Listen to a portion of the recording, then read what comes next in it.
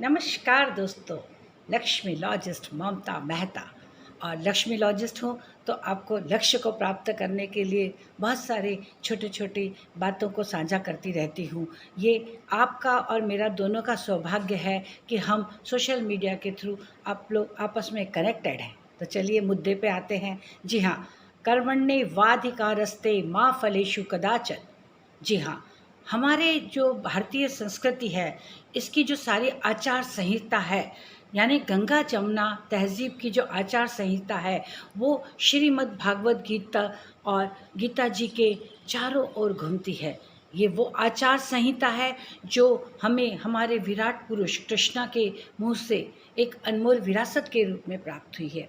अब आज हम बात कर रहे हैं गीता जी की, और गीता जी में जो ज्ञान दिए गए हैं उसका एक एक मंत्र आपको मैं बता दूं। एक एक मंत्र नहीं, एक एक शब्द इतना ज़्यादा सिद्ध है, इतना ज़्यादा सिद्ध है। हजारों वर्षों से ये महान ऋषि मुनि साधु संत और आम जनमानस ने इसे इतना दोहराया है, इतना दोहराया है कि ये मंत्र बीज के रूप में हमारे जो वायुमंडल में है वो सिद्ध हो चुके हैं। यानी ये एक ऐसा सिद्ध ग्रंथ है जिसके आगे हम अपने सारे समर्पण को रख सकते हैं।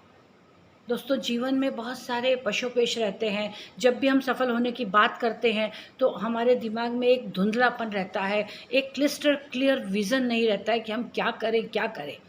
और इस तरह से उस पशोपेश में रहते रहते कई दफ़ा हम हमारे लक्ष्य से भटक जाते हैं।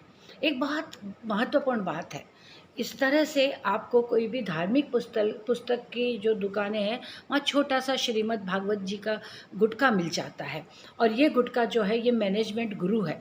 जी हाँ, मैनेजमेंट गुरु नहीं है, मैनेजमेंट का इंसाइक्लोपीडिया है। तो इस मैनेजमेंट के इंसाइक्लोपीडिया को हमको हमारी जो राइटिंग टेबल या वर्किंग टेबल है उस पर प्लेस करना है। आपको विश्वास भी नहीं होगा, आपको विश्वास भी नहीं होगा और आपको आश्चर्य लगेगा कि एक चमत्कार के रूप में ये जो छोटा सा गुटका हम देख रहे हैं, ये इंसाइक्लोपीडिया हमारे दिमाग में किसी न किसी रूप से उन विचारों को लाएगा जो हमें बहुत सारे मार्गों को प्रशस्त करने में सहायक होंगे।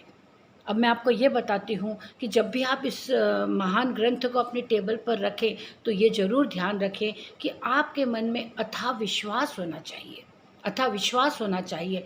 और आपको उस विश्वास को पूरे 100% विश्वास के साथ प्रयोग करना है। यानी आपने अगर ये मान लिया कि ये जो ग्रंथ है ये मेरे को हाथ पकड़कर आगे ले जाएगा, आप यकीन मानिए, आप विश्वास करिए, ऐसा ही होगा।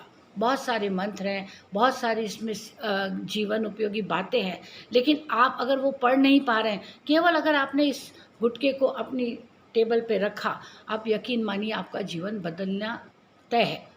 और एक और बात है कि जब भी हमें कोई बहुत विकट समस्या आती है या हमारे को कोई स्पष्ट रास्ता नहीं दिखता है, उस समय या तो हमें सबसे पहले ईश्वर का नाम लेते हुए अपने माता पिता को आँख बंद करके ध्यान करना चाहिए और उनसे अपनी समस्या का सेल्फ टॉक, यानी हम हमारे माता पिता से हम अपने मन की बात कह रहे हैं और ऐसे आँख बंद करके जब हम देखते हैं तो हमारे माता पिता हमें दिखते हैं। अब हम उनसे अपनी मन की बात कहेंगे।